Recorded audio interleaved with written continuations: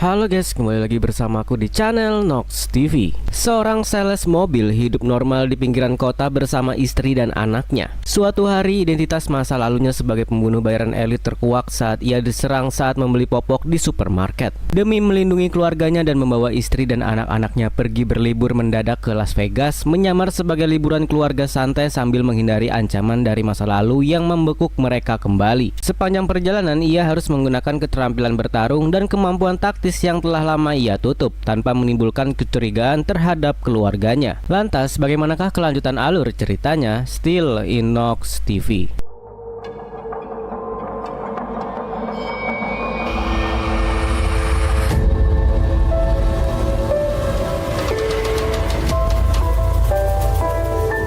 Kisah dimulai dengan memperlihatkan sosok dari Danny Morgan, seorang pria parubaya yang bekerja sebagai sales mobil yang saat ini sedang sibuk melayani calon pembeli. Hari demi hari, Danny menjalani hidup dengan santai dan hidup dengan tenang bersama keluarganya.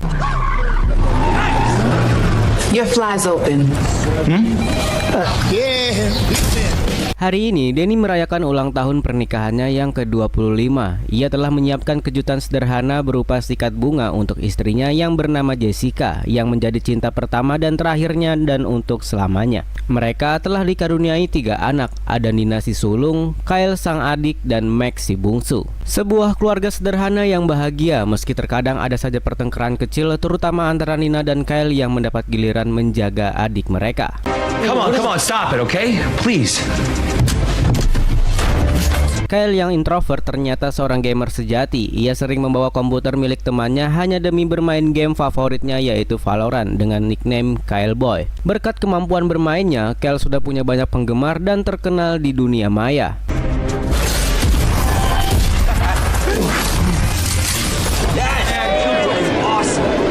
Danny dan Jessica memutuskan pergi ke pasar malam untuk merayakan hari jadi mereka yang jatuh di bulan Desember. Di sana mereka berdua mencoba wahana roller coaster untuk mengenang masa-masa muda mereka. Namun, suasana romantis berubah saat beberapa pemuda yang nampaknya bagian dari gangster memotret Danny dan Jessica ketika sedang berciuman. Merasa privasinya diganggu, Danny dengan baik-baik meminta agar foto itu dihapus, tapi malah ini yang terjadi. Danny sebenarnya ingin sekali menghajar para pemuda kurang ajar itu, tapi Jessica yang tidak ingin terjadi keributan meminta suaminya untuk mengabaikan mereka dan pergi saja dari sana. Kejadian barusan membuat Danny termenung dan mulai bertanya-tanya apa benar dirinya sekarang selemah itu dan tidak punya harga diri hanya untuk melawan para pembuli. Danny yang menyadari sudah menjadi bapak-bapak komplek pun memilih untuk menjalani hidup normal tanpa tantangan dan tak ada aksi yang memicu adrenalin. New record.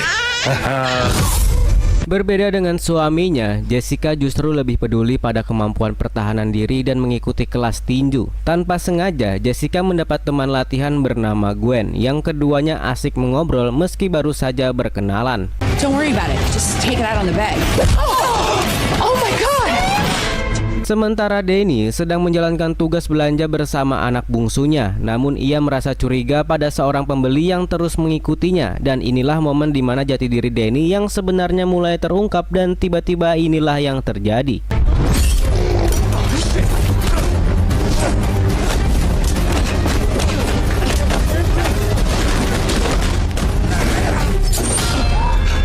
Really?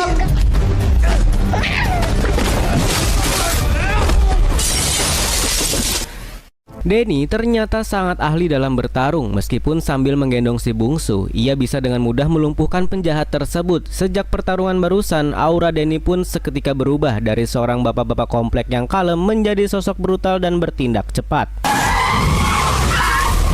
Namun, kita belum mengetahui siapa sosok Danny sebenarnya. Apa latar belakang masa lalunya, semua masih menjadi misteri. Tapi yang pasti, sekarang identitas aslinya sudah terbongkar dan ia harus segera membawa keluarganya pergi sejauh mungkin sebelum semuanya terlambat. It's paying in cash, Maxie. Denny lalu menghubungi rekannya yang kita sebut saja Richard, orang yang ahli dalam membuat identitas palsu. Denny meminta Richard untuk menyiapkan identitas seperti paspor, KTP, SIM, dan kartu BPJS untuk dia dan keluarganya, dan mereka akan bertemu di Las Vegas. Meet me in Vegas in 3 days.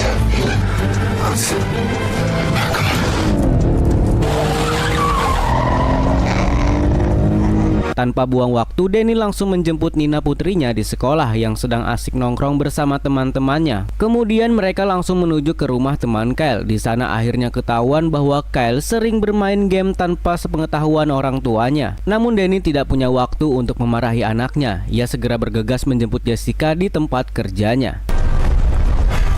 We're going to Vegas!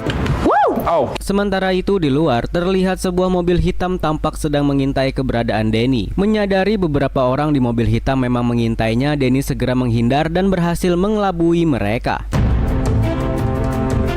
Namun tak berselang lama, tiba-tiba mobil hitam itu telah berada di belakang mobilnya. Sembari terus menghindari kejaran, Denny yang bermanuver berusaha untuk tetap menyembunyikan fakta dari keluarganya bahwa beberapa orang sedang mengejar mereka. sorry about that. There, Leadfoot. Like a squirrel or something jumped out in front of me.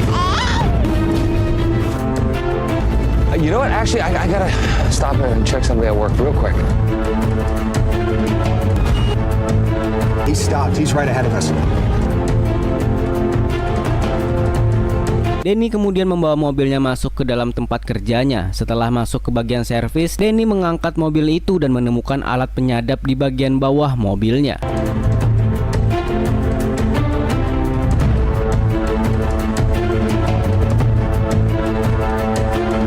Denny kemudian menempelkan alat penyadap tersebut ke mobil yang akan dites oleh rekan kerjanya yang bernama Half. Setelah itu, dia menyuruh rekannya membawa mobil tersebut untuk mengebut di jalan raya. Hingga kemudian mobil hitam yang tadi mengejarnya terkecoh, lalu mengejar mobil yang dikendarai rekannya Denny.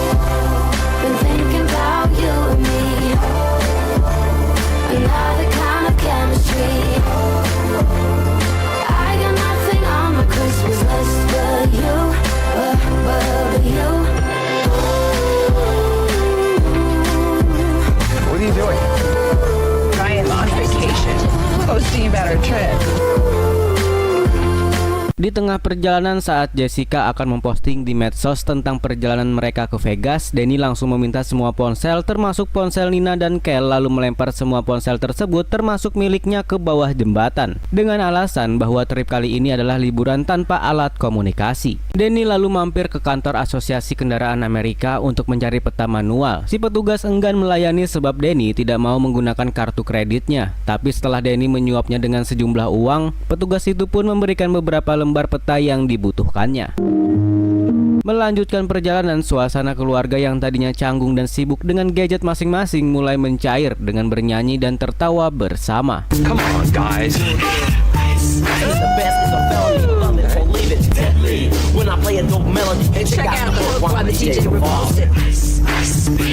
Di rumah Denny tampak seorang pria bernama McCaffrey dan ketiga anak buahnya yang sedang berusaha mencari keberadaan keluarga Denny. Gamer called Killboy. Must have turned their phones off. There's no hits on their cards. He's pretty good. That minivan. You got it, boss. Setelah memeriksa riwayat kartu kredit dan media sosial, mereka tidak mendapatkan update apapun hingga Caffrey memerintahkan untuk memanggil semua anak buahnya dan terus mencari keberadaan Denny dan keluarganya. They don't know. He's still with him. Caffrey yakin Denny belum memberitahu siapa dia sebenarnya pada keluarganya, karena jika tahu mereka tidak akan masih bersama. Di tempat lain, Denny yang tadinya akan menginap membatalkan check-innya setelah mengetahui Kyle baru saja berfoto dengan fansnya dan mengupload foto tersebut ke media sosial. Boy, right? Can I get a picture? We gotta keep going. Really? Yeah.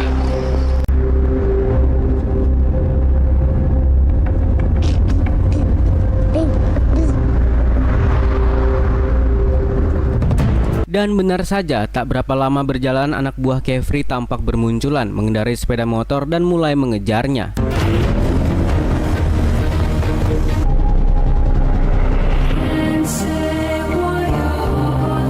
Denny yang menyadari hal tersebut menyetel musik sekeras-kerasnya agar istri dan anak-anaknya tetap tertidur. Kecuali Max yang terus tertawa seolah yakin ayahnya akan dengan mudah menghabisi para penjahat tersebut. Terjadi aksi kejar-kejaran di mana salah satu dari mereka mulai menembak. Denny dengan cepat membalas tembakan tersebut hingga satu dari mereka berhasil tertembak.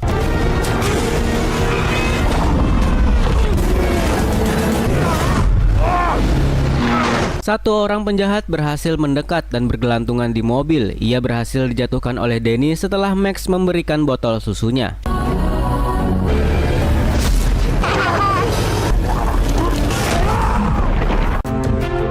Tersisa satu motor yang juga terus berusaha mendekat dan saat akan menembak Denny, inilah yang terjadi.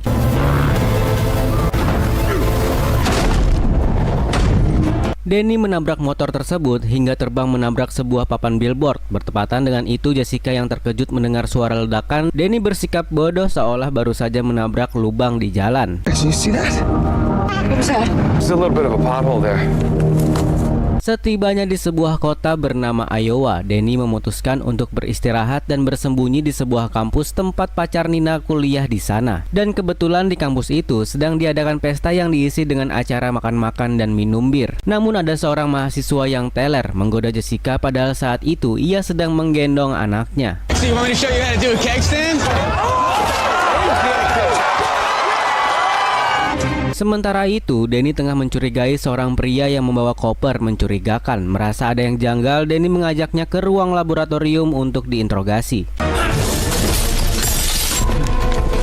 Denny pun harus menghadapi anak buah Kefri dan terjadilah pertarungan sengit. Tak punya pilihan lain, Denny terpaksa menunjukkan kemampuan bertarungnya dan berhasil melumpuhkan lawannya.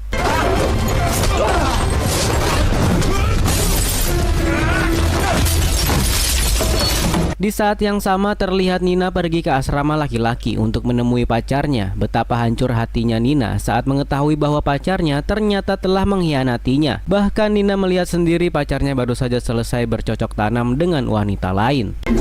You're cheating on me. Honey, what happened? Denny yang kasihan melihat putrinya menangis, dia mencoba menenangkan Nina sekaligus menunjukkan tentang kelemahan titik saraf manusia untuk memberi pelajaran kepada pacarnya. Smile. Setelah dengan masalah Nina, kini giliran Kyle yang tampak murung karena tidak bisa bermain game seperti biasanya. Untuk menghiburnya, Denny mengajak Kyle bermain tembak-tembakan di arena permainan. Kyle sangat percaya diri bisa mengalahkan ayahnya dengan mudah tanpa Kyle ketahui bahwa Denny adalah seorang mantan pembunuh bayaran. Let's go. Oh, I got lucky there.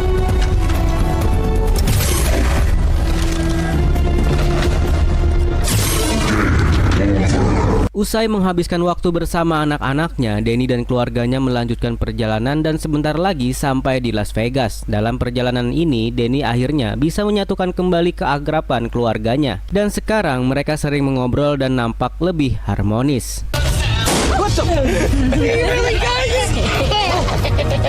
Setelah menempuh perjalanan panjang, akhirnya mereka tiba di Las Vegas. Mereka pun langsung menginap ke sebuah hotel yang mewah di sana.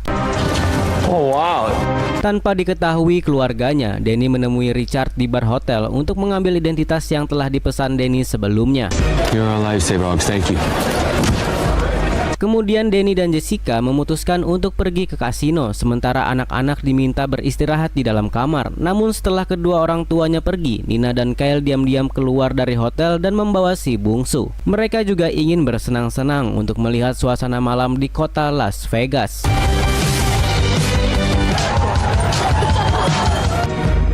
Mereka lalu ke sebuah acara e-sport. Tanpa disangka sosok Kyle ternyata cukup dikenal di kalangan gamers. Bahkan ia diminta ikut bertanding untuk memeriahkan acara tersebut.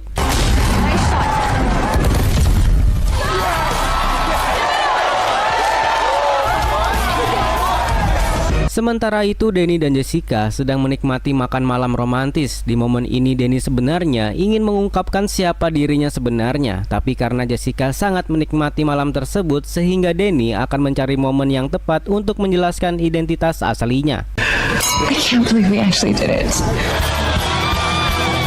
Usai makan malam, mereka melanjutkan hiburan dengan bermain judi di salah satu kasino. Namun di tengah permainan, Danny mulai khawatir dengan anak-anak dan memutuskan untuk menelpon mereka. Tapi sayangnya tidak ada yang mengangkat teleponnya. Merasa khawatir, Danny dan Jessica pun segera pergi untuk memastikan anak-anak mereka baik-baik saja. Okay. Melihat situasi aman, Jessica yang sedang ingin bercocok tanam pun meminta Danny menunggu di luar kamar sebentar, sementara dirinya akan bersiap-siap. Namun tiba-tiba sebuah sinar laser mengarah tepat ke tubuh Danny, lalu inilah yang terjadi.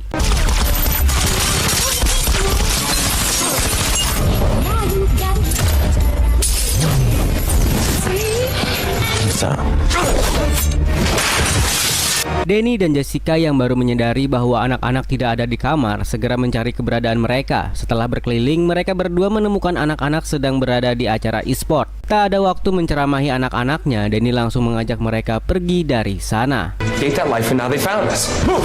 Go! Now! Namun tiba-tiba datanglah seorang agen yang menyerang mereka sehingga Danny pun terpaksa menunjukkan sisi brutalnya di hadapan keluarganya.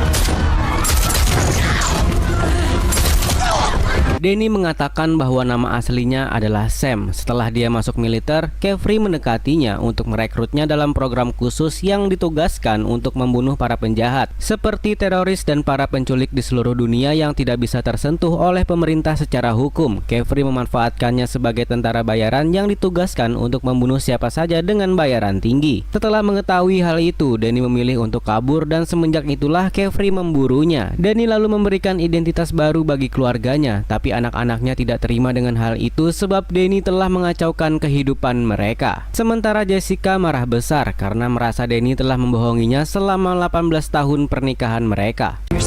I'm still the man you married. I was just something different before. Something different?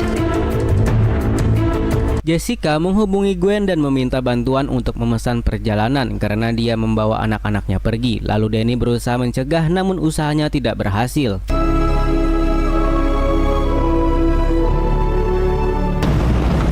So.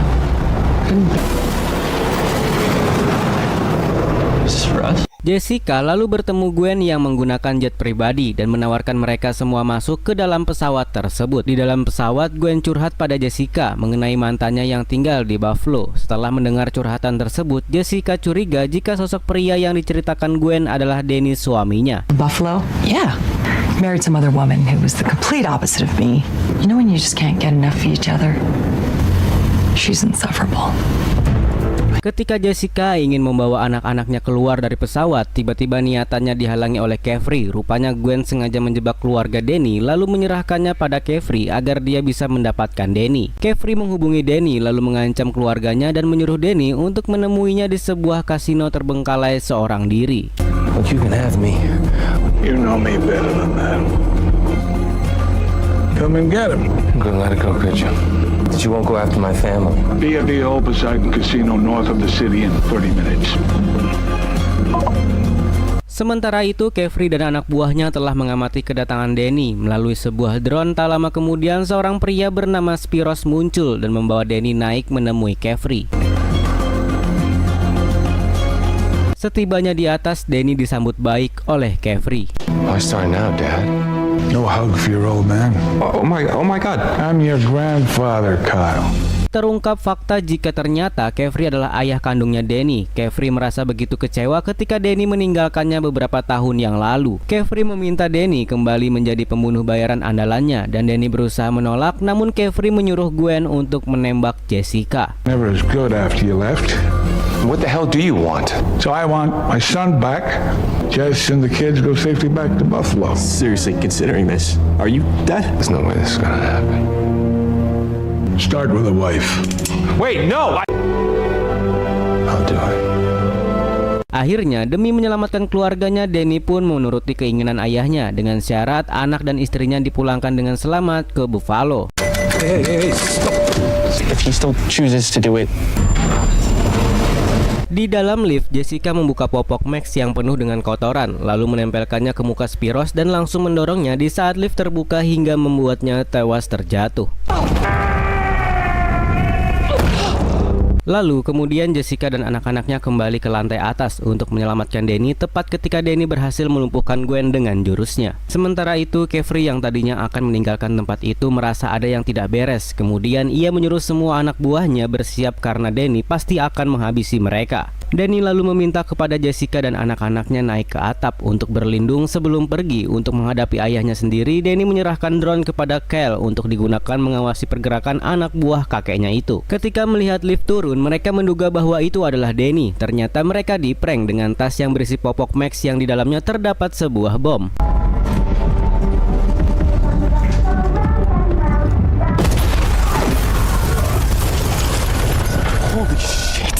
Sementara itu, satu persatu anak buah ayahnya berhasil dihabisi oleh Danny dengan bantuan penglihatan drone oleh Kyle.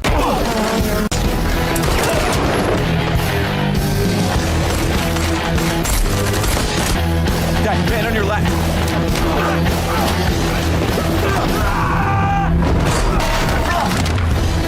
Di atas, Gwen tersadar sampai Kefri menghubunginya dan dia menyuruh Gwen untuk menemukan Kyle yang sedang menggunakan drone. Sedangkan Danny muncul di hadapannya lalu menodongkan pistol ke arahnya dan meminta Kefri untuk menghentikan aksinya. Kefri yang tahu kalau Danny tidak akan menembaknya lalu menyuruh anak buahnya untuk menembaki Danny.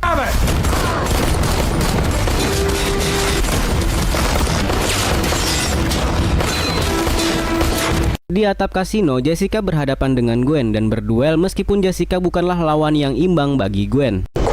Gwen's up here.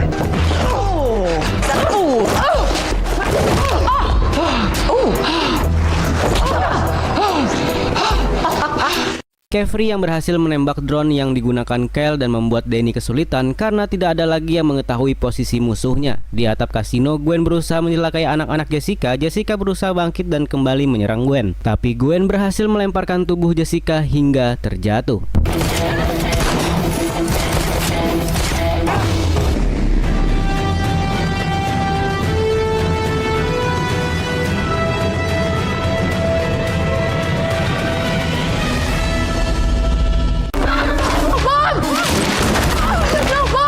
Jessica yang masih bisa berdiri kemudian mengambil sebuah bambu dan melemparkan patahan bambu tersebut.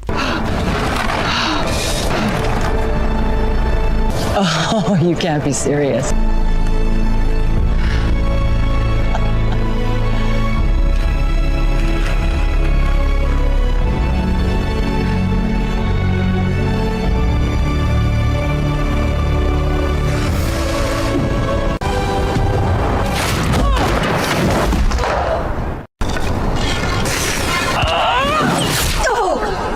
There's 9 other events, bitch! Sementara itu, duel Danny dan ayahnya masih terus berlanjut.